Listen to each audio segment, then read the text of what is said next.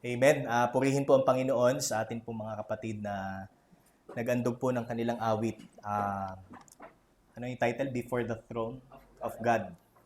Okay. So, salamat po sa Panginoon sa mensahe po ng awitin na pinapaalala po sa atin ang ginawa ng Panginoong Hesus sa krus ng Kalbaryo para po sa ating katubusan at sa ating ganap na kaligtasan. So talagang that is the very reason kung bakit tayo po ay narito ngayong umaga. Taglay po natin ang joy ng pagsamba sa ating Diyos. Amen? Yan. Tayo ba'y nagagalak sa ating pagsamba, mga kapatid? Yan. So hindi lang tayo just only for the sake of friendship or fellowship, kundi tayo po ay may isang espiritu at meron po tayong isang Diyos na pinagmulan po ng ating kaligtasan. So that's why tayo po narito sa umagang ito. So no matter na ito po ay isang araw na alam po nating pinagkakaabalahan po ng maraming tao, but we know that ito po ay araw ng Panginoon. So this is the day of the Lord. That's why kahit ngayon po ay maraming busy at alam po natin that this is the last day of the year. So, nandito pa rin tayo para sa ating Diyos na nagligtas po sa atin. Kaya salamat po sa Panginoon. Okay? So, ngayon po mga kapatid, dadako na tayo sa atin pong mensahe. So, samahan niyo po ako as our launching text sa Psalm 92. Dito po sa Psalm 92 verses 1 to 4. So, ito po ay ang ating launching passage or texts para po sa ating mensahe ngayon pong umaga. Excuse me. Psalm 92 verses 1 to 4. So tayo pong muli ay magsitayo, mga kapatid, para po sa pagbasa. At pagkatapos ay mananalangin po tayo.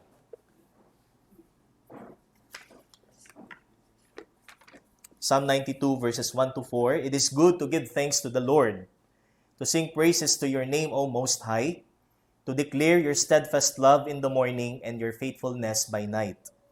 To the music of the lute and the harp, to the melody of the lyre. For you, O Lord, have made me glad by your work. At the works of your hands, I sing for joy. Amen. Purihin po ang Panginoon. Tayo manalangin. Dakilang Diyos, salamat po muli ngayon pong umaga sa pagkakataon po namin na mapakinggan ang katotohanan mula sa iyo, O Diyos. Hindi po ito isang prinsipyo na pang tao lamang, kundi ito po ay makalangit na katotohanan ng nais po ninyong malaman po namin at ipamuhay po namin. Kaya narito po kami, patuloy po na naninikluhod sa iyo, O Diyos. Ikaw pong siyang magpala sa sandali po na aming mapapakinggan ang inyong pong salita at lalong higit sa paglalapat po namin ito sa amin pong mga buhay. Kung paano po namin ipamuhay ang Kristiyanong buhay na ito, O Diyos, our Christian life ng may buong pagpapasalamat, Panginoon, sa iyo, sapagkat ikaw po ang Diyos na nagpala noon, ngayon at magpakailanman sa amin po mga buhay. Kaya Panginoon, patnubayan niyo po ang bawat isa sa tulong po ng banal na Espiritu at muli ang inyong pong mensahero ay gamitin niyo po lamang instrumento, ang kaluwalhatian ay para lamang po sa iyo. Ito pong aming dalangin sa pangalan ng iyong anak na si Jesus. Amen at amen. Tayo po ay makakaupo na mga kapatid. So, dahil ngayon po ay last day of 2023, it's a fitting topic para sa atin ang tinatawag po nating pagpapasalamat or thankfulness or thanksgiving. Kaya ang ating pong pamagat na ating mensahe po is a timeless thankfulness. So it doesn't mean that it's because today is the last day of the year again, kaya ito po ang ating paksa or bukas, unang araw po ng bagong taon, kaya ito po ang ating paksa.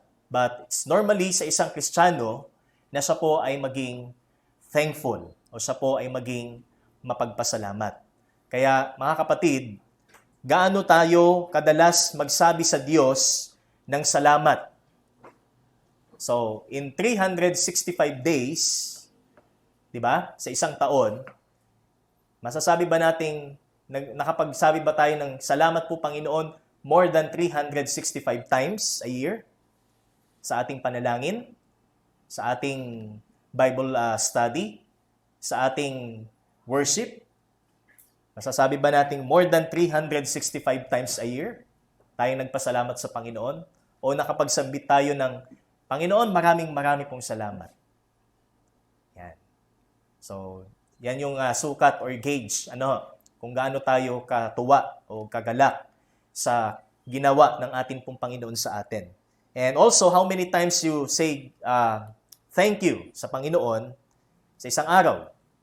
So, each day, gaano natin kadalas ipinagpapasalamat sa Diyos ang lahat ng meron tayo. Hindi lang ang pinagpapasalamat natin sa Diyos ay yung mga nakikita nating positibo sa buhay natin. Kundi kahit ang lahat ng bagay na may tuturing nating hindi maganda at masasabi nating negatibo o pangit sa atin, ito din ay isang instrumento ng Diyos para sa ating pagpapasalamat.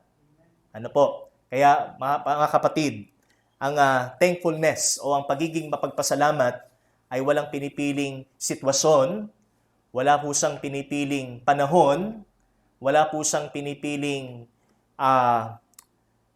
anumang factor, upang dito lamang tayo magpasalamat. But in everything, 1 Thessalonians 5:18, give thanks. Magpasalamat tayo sa lahat ng bagay. In all circumstances, let us give thanks to the Lord. Kaya sa taong ito, 2023, tayo ba'y mapagpasalamat sa lahat ng pangyayari sa buhay natin? So are we thankful for everything? Since the Bible says, in everything give thanks. Or ang pinagpapasalamat lang natin sa Diyos yung nasasabi nating masasayang event sa buhay natin for this year. At hindi yung mga pagsubok sa buhay natin. Kaya alalahanin po natin, it is good and beneficial for us to keep the attitude of gratitude. Ito po ay mabuti at kapakipakinabang sa bawat Kristiyano na panatilihin natin ang pagiging mapagpasalamat. So again, ngayon po ay ang huling araw ng taon. Ano po ang sasabihin natin sa Panginoon mamayang gabi? Panginoon, salamat kasi ang ganda ng fireworks. Panginoon, maraming salamat kasi may lechon kami. Panginoon, maraming salamat kasi ang ganda ng aming medianoche. Marami kaming handa. So, yun lang ba ang ipagpapasalamat natin sa Panginoon? Panginoon, maraming salamat kasi baka mayroon pang gumagawa nito sa atin. May prosperity bowl. Alam niyo, mayroong nag-trending last year. Ang ginawa niyang prosperity bowl yung GCash. Nag-trending yon. Actually, kilala ko po yun. Taga dito siya. Schoolmate ko siya nung elementary. So, nag-trending siya. Ang ginawa niyang GCash, ang ginawa niyang prosperity bowl is halip na cash. GCash. So, nandun pa yung amount kung magkano yung laman. So, again, when the clock struck at 12, mamayang gabi, ano ang una nating gagawin? Tatalon?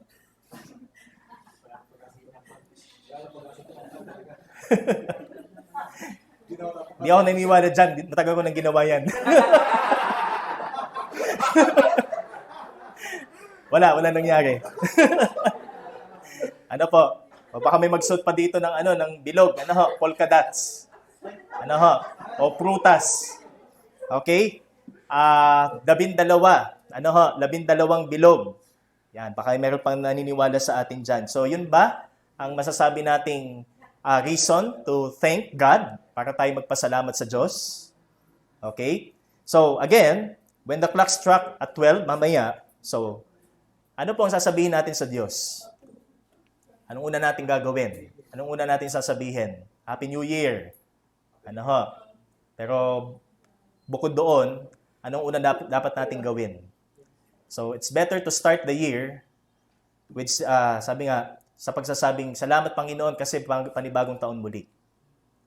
Salamat po Panginoon kasi ito na naman, New Year, panibagong opportunity, panibagong pagsubok, panibagong hamon, subalit, ikaw pa rin ang Diyos na hindi nangiiwan at nagpapabaya sa amin. So, naalala ko po kasi nung isang, there was a time na nag-celebrate kami ng New Year. And we start the year with a prayer. Ano po? Nagpapasalamat sa Panginoon at talagang Panginoon, salamat sa nagdaang taon at sa panibagong taon. So, napakaganda pong simula. Ano ho? Na talagang umpisahan natin sa Panginoon ang taon. Ano ho? At tapusin natin ang taon ng pagpapasalamat din sa Panginoon. Ano po? Kaya, again, ang ating topic is about thankfulness or thanksgiving. At meron po tayong tatlong katotohanan na makikita po sa ating salita ng Diyos, ano ho, or mula po sa salita ng Panginoon tungkol sa pagpapasalamat. So first, tingnan po natin muli ang ating pong passage. So ito nga po yung ating launching passage. So from verse 1 to verse 4 of Psalm 92. So sabi po diyan, "It is good to give thanks to the Lord, to sing praises to your name, O Most High, to declare your steadfast love in the morning and your faithfulness by night, to the music of the lute and the harp, to the melody of the lyre, for you, O Lord, have made me glad by your work. At the works of your hands, I sing for joy." So first, the psalmist said, it is good to give thanks to the Lord. So, sino ang kanyang pinasalamatan? Kaya niya sinabing, mabuti ang magpasalamat. So first, it begins with knowing the blesser personally. So a timeless thankfulness begins with knowing who God is. So that is the first. Ito yung tinatawag nating ugat ng walang humpay at walang tigil na pagpapasalamat. Kung gusto nating maging thankful, kagaya po ng mga apostol, kung gusto po nating maging thankful, kagaya po ni Haring David, so una sa lahat, meron silang malalim na pagkakilala sa Diyos. So sabi dyan, that is the primacy. Ano ho? It begins with knowing the blesser personally. So our gratitude should not be dictated by time or being not anxious because everything seems okay. Hindi po ibig sabihin na tuturing nating tayo ay thankful o mapagpasalamat dahil ang oras na ito ay talagang masasabi nating tayo dapat magpasalamat or wala tayong nararamdamang anxiety. Kaya tayo magpapasalamat. Paano kapag tayo ay nandoon sa time na tayo po ay nababalisa? Paano kung tayo ay nasa oras na tayo po ay binabagyo ng iba't ibang pagsubok? So, masasabi pa rin ba natin na tayo ay thankful sa Panginoon? Kaya it's a matter of knowing God. Kung kilala nating totoo at kung kilala nating personal ang ating Panginoon. So, knowing God as the blesser, the fount of all blessings, causes us to be exuberant in thanksgiving.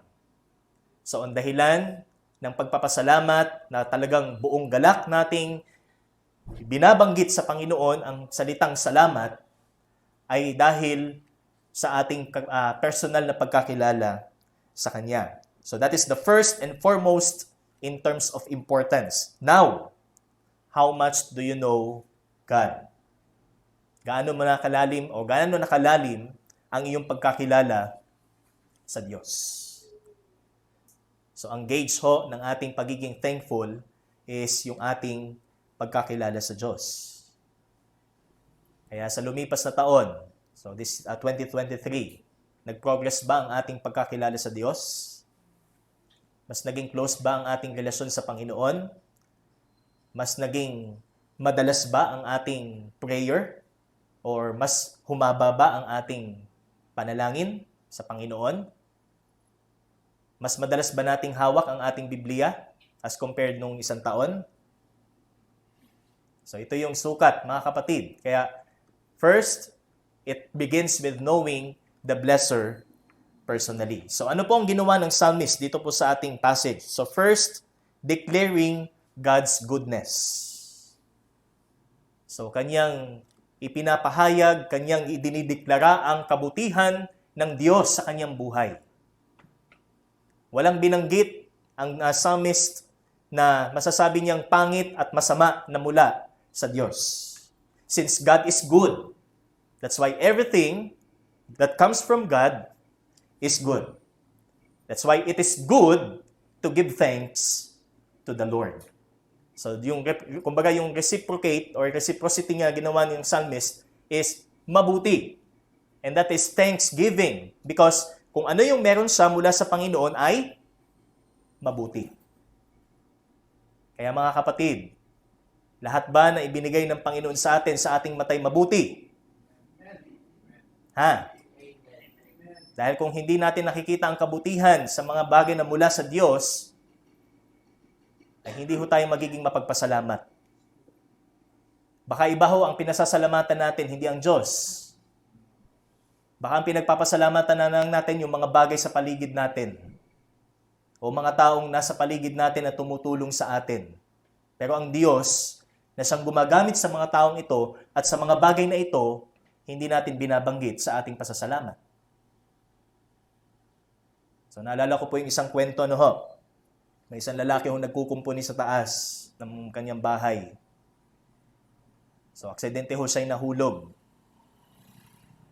Pero hindi naman ho siya tuluyang bumagsak doon sa lupa sapagkat yung damit niya ay sumabit doon sa may nakausiling pako. So sabi nung lalaki, naku, salamat na lang kung hindi dahil sa pakong ito ay hindi ako maliligtas. Tsak, wala na ako. Okay? So doon sa pako nagpasalamat, hindi sa Diyos na nagligtas sa kanya mula sa kapahamakan. Kaya mga kapatid, sabi dito, it is good to give thanks to the Lord. It is good to give thanks to the Lord.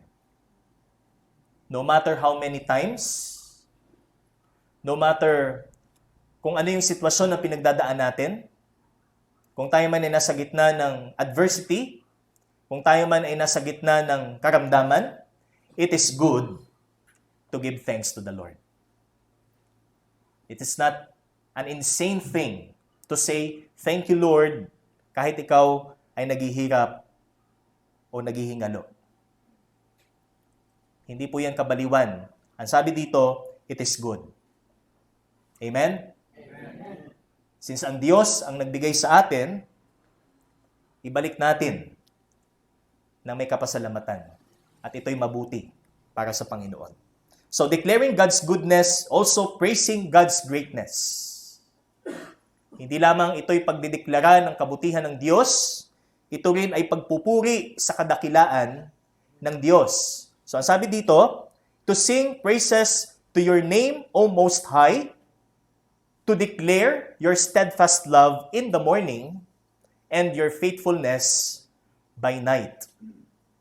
It's a declaration of the loving kindness of God and the faithfulness of God. Sumatotal, ito ho ay ang katangian ho ng Panginoon.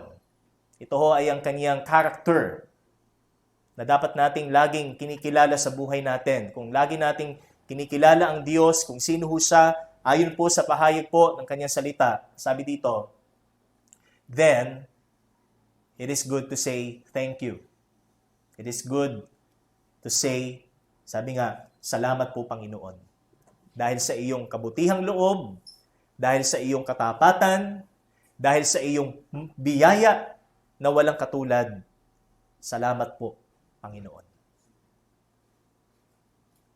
So, wag naman sana ang salamat natin, ang pinagpapasalamat natin sa Diyos. Salamat Panginoon kasi nalampasan ko na ang 2023. Nakaraos ako sa 2023 na hindi natin ina-acknowledge yung lakas at yung preservation na ginawa niya sa atin. Kumbaga, pride na sinasabi natin, yes, 2024 na bukas. Na para bang malayo pa sa atin ang kamatayan. Di ba? Kaya sabi dito, praising God's greatness. So to sing praises and to declare the steadfast love, the faithfulness of God. Kaya gaano mo kakilala ang Diyos sa kanyang katapatan? Gaano mo kakilala ang Diyos sa kanyang kabutihang loob? Remember, the word steadfast love here it means yung kanyang loyalty. Sa kanyang sarili. So that is what we call the covenant loyalty of God. Okay? Ibig sabihin, ang Diyos ay hindi napapako sa kanyang salita. So, walang hindi lingid sa Panginoon. Walang hindi natutupad sa Panginoon. Because He is the truth, siya ang katotohanan, at walang ni isang bahid ng kasinungalingan sa atin pong Panginoon. So, praising God's greatness. Ito ba'y nakalakip din sa ating pagpapasalamat sa Panginoon, mga kapatid? So, sana ho, ito'y kasama rin sa ating pasasalamat sa Kanya. And, singing God's works. So, sabi po dito sa verse 3 hanggang verse 4, to the music of the lute and the harp, to the melody of the lyre, for you, O Lord, have made me glad by your work. At the works of your hands, I sing for joy. So through the work of God, kung atin pong pagmamasdan ang ating paligid, we sing praises to God, we thank the Lord. Amen? Kahit pagmasdan natin ang puno, salamat sa Panginoon. Kasi kung hindi dahil ang Diyos ang nag-provide, yan, so halimbawa, puno ng mangga, o ang Diyos ang nag-provide ng mga tuyong dahon at pauusukan para mamunga o mamulaklak. Di ba? Kung hindi natin pagpapasalamat ito sa Panginoon at magdulot sa atin ng kagalakan, ay wala tayong pinag-iba sa mga taong hindi nakakilala sa Diyos. Kabundukan, karagatan, kalawakan, di ba? Which declares the handiwork of God in Psalm 19. Ito yung nagpapakita ng kamay ng Diyos, ng kapangyarihan ng Diyos na likhain ang lahat ng bagay mula sa wala. So, singing God's works. So, at the work of your hands, I sing for joy. So, may pag-awit ng kagalakan sa mga gawa ng ating Diyos. Kaya, knowing God as the fount of every blessing, could there be a kind of prayer that is thankless and baseless? Meron pa kayang panalangin na walang pasasalamat at walang basihan? Yamang alam natin ang Diyos, ang bukal ng lahat ng pagpapala? Kaya sino tayo para mag-usal or manalangin ng panalangin walang pasasalamat? At ina-address natin ito sa Diyos na lumikha ng lahat at nagpapala, ng lahat ng pagpapala. We have the primary reason to be thankful, and that is we know God who He is. This is the primary reason. Kilala natin ang ating Diyos. Hindi lang tayo naniniwalang may Diyos. Kilala natin siya. At personal natin siyang kilala. Kaya mga kapatid, sa pagsamba natin, sa tuwing tayo po'y papasok sa ating bahay panambahan, tayo ba'y mapagpasalamat? Tayo ba'y may papagpasalamat na puso? At may mapagpasalamat na labi? Baka pagpasok ko ng bahay panambahan ay ang una nating tatanungin sa ating kapatid, "Uy, ano gang balita?" Di naging marites na tayo. Sa halip ng ating objective sa ating pagpasok dito sa bahay panambahan, ay katagpuin natin sambahin ang Diyos. So this is the primary thing na dapat po nating i-evaluate sa ating sarili. Yung ating pagkakilala sa Diyos. So this is the gauge. Para masabi nating lumago din tayo sa ating pagpapasalamat sa buhay natin. Again, first is it begins with knowing the blesser personally. And for our second point, punta po tayo sa verse 10 ng Psalm 92. Okay, Psalm 92 verse 10, "But you have exalted my horn like that of the wild ox. You have poured over me fresh oil. My eyes have seen the downfall of my enemies. My ears have heard the doom of my evil assailants. The righteous flourish like the palm tree and grow like a cedar in Lebanon. They are planted in the house of the Lord. They flourish in the courts of our God. They still bear fruit in old age. They are ever full of sap and green, to declare that the Lord is upright. He is my rock, and there is no unrighteousness in him. So our second point, the persistency, which is it goes on by counting our blessings persistently. So, the second thing, mga kapatid, una, paano tayo magiging mapagpasalamat ng walang pinipiling panahon? Una, yung ating pagkakilala sa Kanya, sa Panginoon, bilang nagpapala sa atin. Ikalawa, by counting our blessings. So, kagaya nung ating inawit kanina, ano po? It goes on by counting our blessings persistently. Hindi lang basta tayo magbibilang, ay, magkano kayang natanggap ko ngayon sa aking mga ninong at ninang. O, hindi lang yan yung blessing na sinasabi. Ano po? Ang ibig sabihin ng blessing dito is more of spiritual. Hindi po ito material.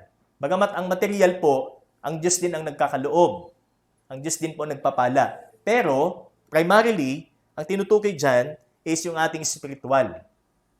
Counting our blessings. Psalm 40 verse 5. So, ang sabi po dito sa Psalm 40 verse 5,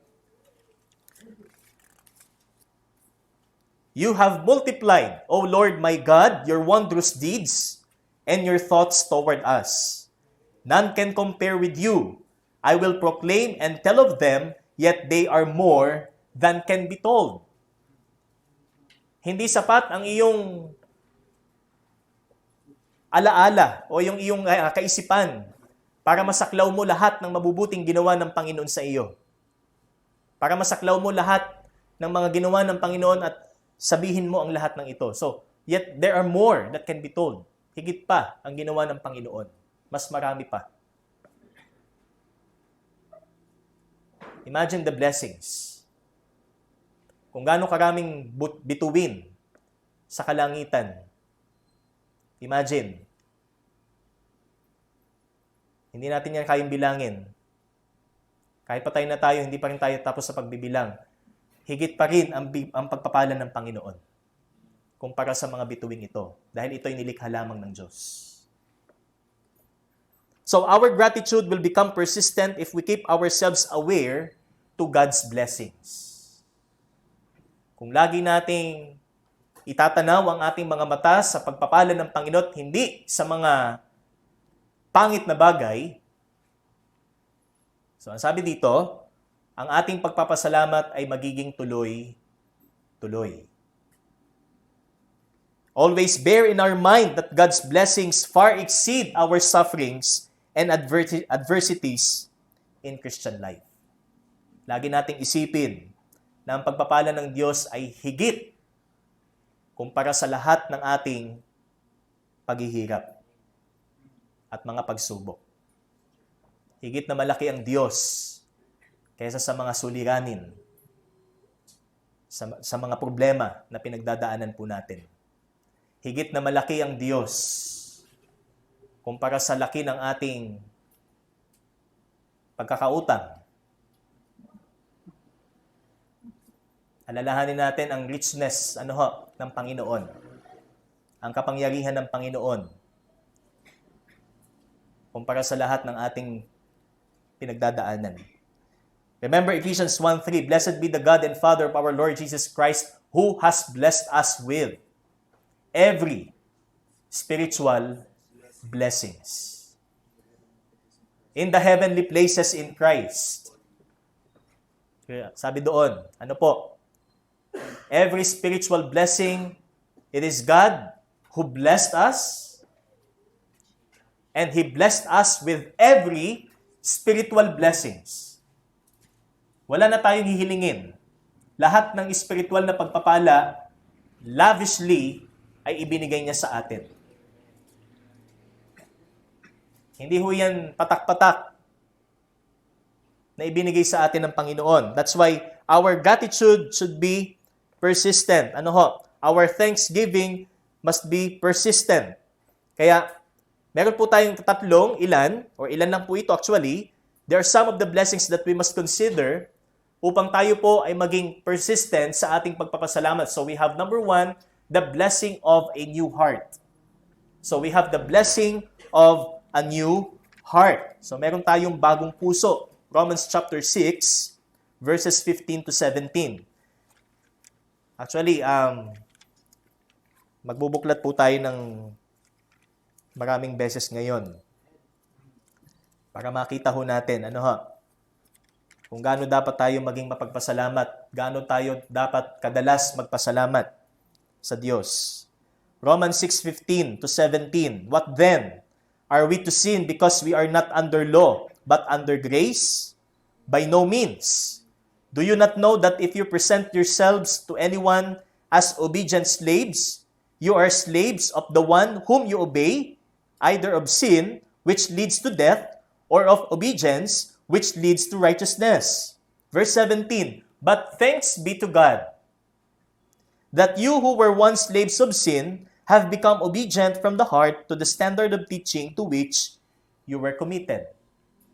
Thanks be to God, because God placed in us a heart of flesh, a heart that obeys His law, capable by His grace. Meron tayong puso na hindi lamang handang sumunod, may kakayanan ding sumunod. Ano po? Hindi lang tayo, coerced. We're not coerced to obey. Hindi tayo sapilitan na sumusunod. That is religion. We have the heart of obedience. We have the heart that obeys. The heart of flesh. That is the blessing of the new heart. And that's one of the reasons. Sabi nga, bakit tayo dapat maging mapagpasalamat sa Panginoon? Ang Diyos ang naglagay nito sa atin. Yung kakayahan nating bumangon para manalangin, yung kakayahan nating bumangon para magbasa ng salita ng Diyos, yung kakayahan nating pumunta sa ating bahay panambahan, di ba? At maka-fellowship ang bawat isa. That's from the heart na ibinigay sa atin ng Panginoon. But before, we were slaves of sin. Ang sinusunod natin, yung gusto ng ating katawan. Pero ngayon, yung gusto na ng ating Panginoon. Amen? Amen? So we have the blessing of a new heart. Next, the blessing of future glory. So, tingnan po natin sa Romans 7:24. So, we're very familiar sa bahaging ito. Romans 7:24 to 25. Wretched man that I am, who will deliver me from this body of death? Thanks be to God through Jesus Christ our Lord. So then I myself serve the law of God with my mind, but with my flesh I serve the law of sin. So ano po ang pinagpapasalamat ni Paul dito? Bagamat siya ay nasa dalawang napapasailalim, sabi dito, I serve the law of God with my mind, and also I serve the law of sin with my flesh, but in due time, sabi doon, in due time, merong naghihintay sa kanya. At ito ay ang kanyang kumpletong paglaya mula sa katawan ng kasalanan. So ito po ang tinatawag nating future glory. Amen? Amen. Kaya sabi dyan, the blessing of future glory. So isa din ba ito sa ating pinagpapasalamat sa Diyos? Amen. Hindi lang ang blessing na tinanggap natin, which is a material, but the blessing of hope na meron po tayo sa hinaharap. Na ito'y babaguhin ng Panginoon at tuluyan na tayong makakalaya sa kasalanan. Hindi na tayo magkakasala. Ano po? 8:18 ng Romans, ano sabi doon? For I consider that the sufferings of this present time are not worthy to be compared with the glory which will be revealed in us. It's incomparable. The sufferings, the persecution of this time, are not worthy to be compared with the glory. Okay? And in 1 Corinthians 15, ano po sabi dito sa 1 Corinthians? Which talks about the resurrection of our bodies. But thanks be to God who gives us the victory through our Lord Jesus Christ. So that is the future glory. And this is one of the blessings na tayo dapat maging mapagpasalamat, mga kapatid. So hindi lang ang saklaw ng ating pagpapasalamat sa Diyos ay yung abot ng ating nakikita, kundi yung realidad sa buhay natin na biyaya po ng Panginoon. And number 3, the blessing of Christ's ministry. So ang pagpapala na tayo'y maging bahagi ng ministeryo ng ating Panginoong Hesus. Colossians chapter 2 Corinthians chapter 2. So okay, tingnan po natin sa 2 Corinthians chapter 2 verse 12 to 17.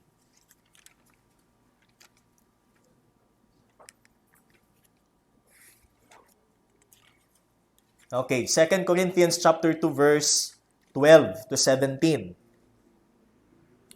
When I came to Troas to preach the gospel of Christ, even though a door was open for me in the Lord, my spirit was not at rest because I did not find my brother Titus there.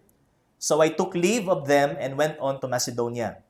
But thanks be to God, who in Christ always leads us in triumphal procession, and through us spreads the fragrance of the knowledge of Him everywhere.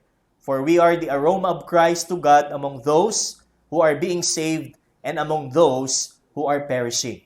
To one, a fragrance from death to death, to the other, a fragrance from life to life. Who is sufficient for these things? For we are not, like so many, peddlers of God's word, but as men of sincerity, as commissioned by God in the sight of God, we speak in Christ. Paul was thankful because he was so privileged na siya'y ginamit ng Panginoon upang ipangaral ang gospel. Bagamat doon po sa verse 13, makikita natin, he was not at rest. So nasa estado ho siya actually, si Paul ay, sa panahong ito ay nandun siya sa anxiety. So, lack of rest. Dahil nga po sa sobrang committed siya para po sa gospel. But in spite of that, sabi niya? Thanks be to God. Salamat pa rin sa Panginoon. Kahit pagod na pagod ako, kahit wala pa akong tulog, I am so privileged to be a part of this. Ganun din po ba tayo, mga kapatid?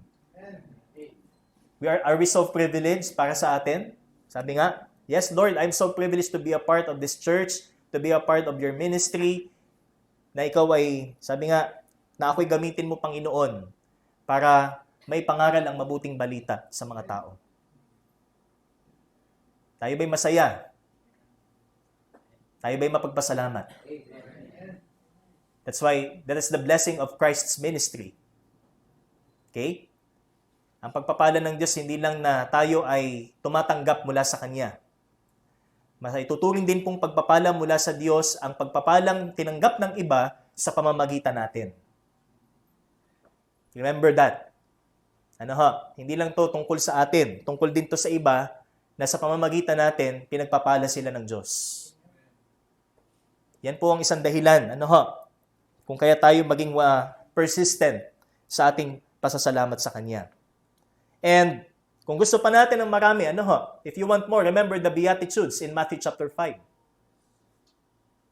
Kung gusto mong count, sabi nga, bilangin lahat ng pagpapala na meron ka mula sa Diyos, remember the Beatitudes. If you're gentle in spirit, if you're mourning over your sin, okay? If you're being persecuted, for the sake of righteousness.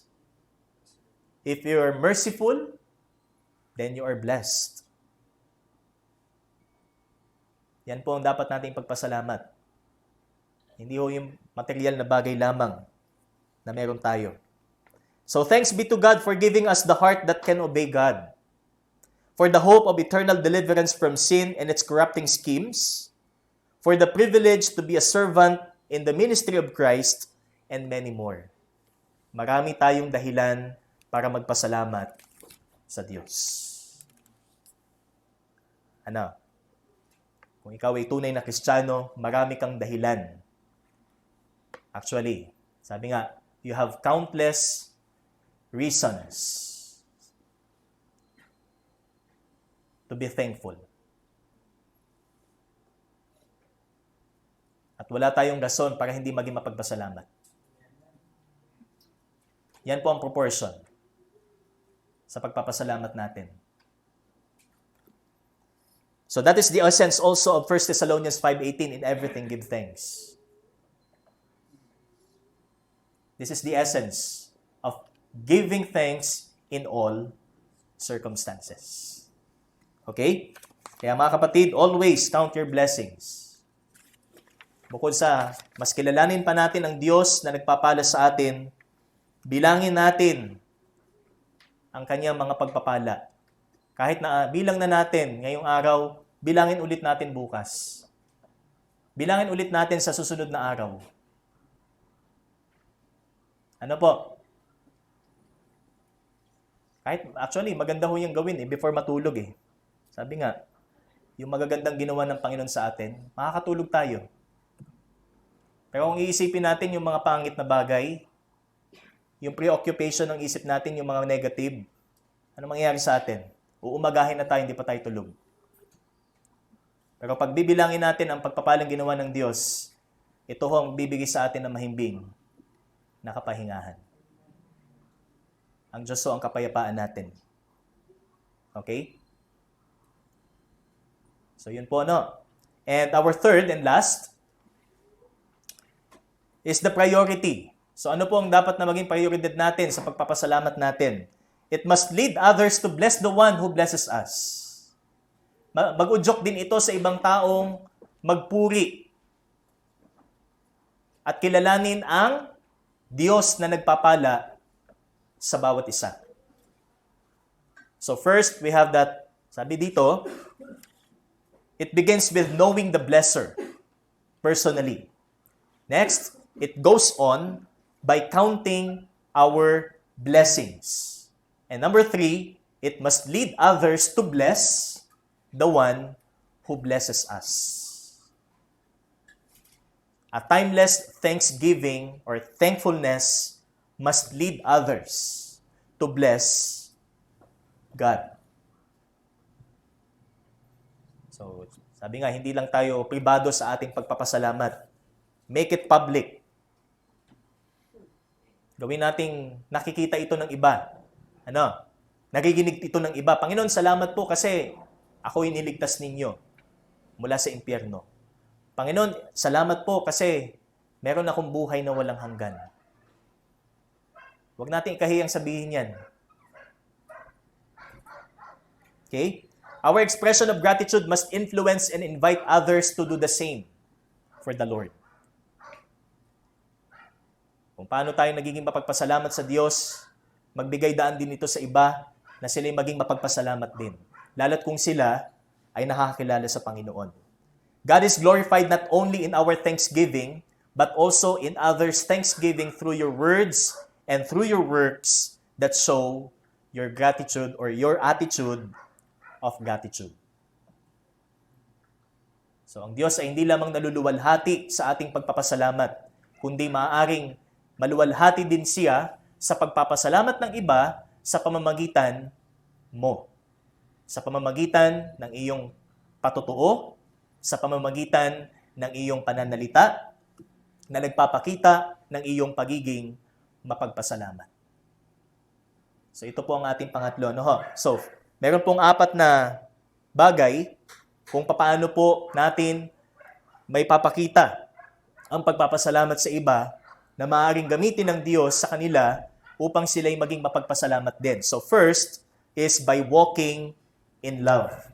Sa paglakad ng may pag-ibig. So tingnan po natin sa Ephesians chapter 5 verse 4. Okay?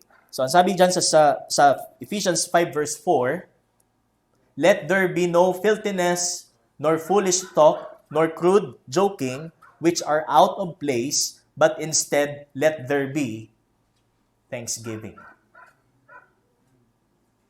If you're walking in love, your mouth is filled with thanksgiving.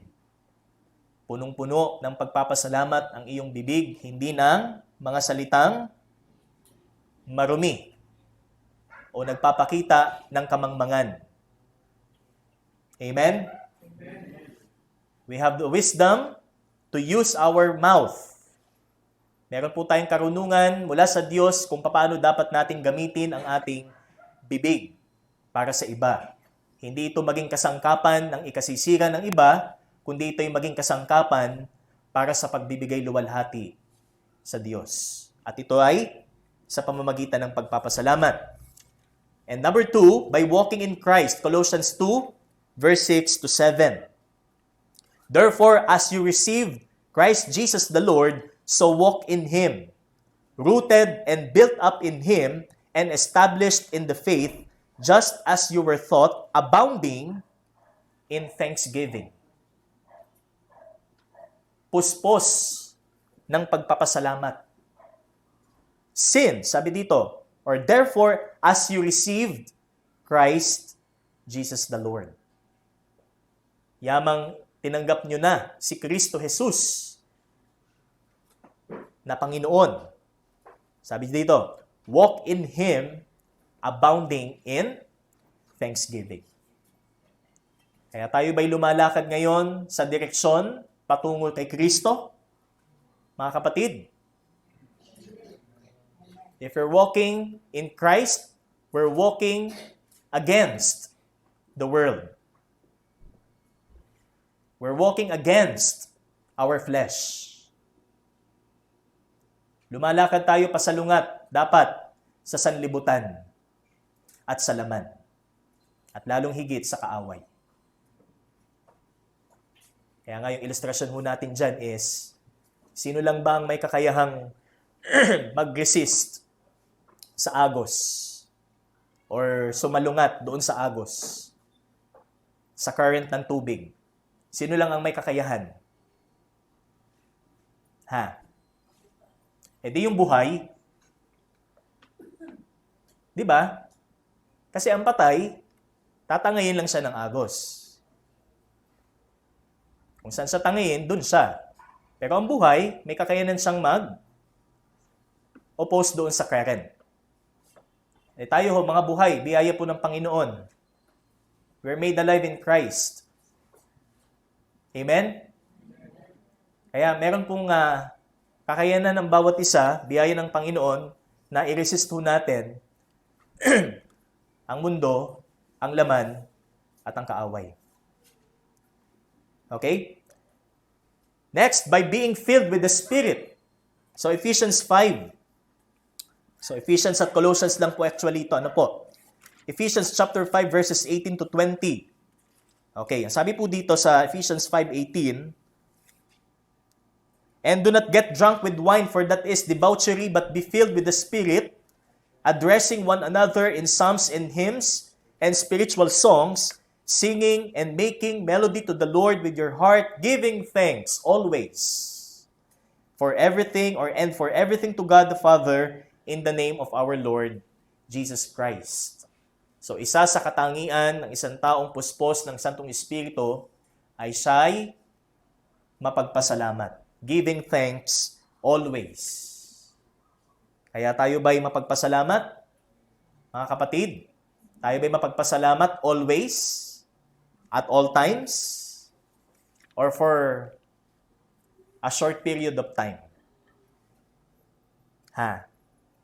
Doon lang tayo nagiging mapagpasalamat. And last, by putting on the new self. Colossians chapter 3, verse 15 to 17. Okay. Colossians 3:15 to 17, and let the peace of Christ rule in your hearts, to which indeed you were called in one body, and be thankful. Let the word of Christ dwell in you richly, teaching and admonishing one another in all wisdom, singing psalms and hymns and spiritual songs with thankfulness. Napansin niyo po mga kapatid, how many times binanggit yung salitang thankfulness? Not only once, but twice. And in verse 17, and whatever you do, in word or deed, do everything in the name of the Lord Jesus, giving thanks to God, the Father through Him, Christ. Ibig sabihin, talagang very empathic na sinasabi po dito ni Apostol Pablo na kung ikaw ay isa ng bagong nilalang, kailangan makilala ka bilang mapagpasalamat. Amen? Kailangan makilala tayo na mapagpasalamat sa Diyos. At hindi sa tao lamang.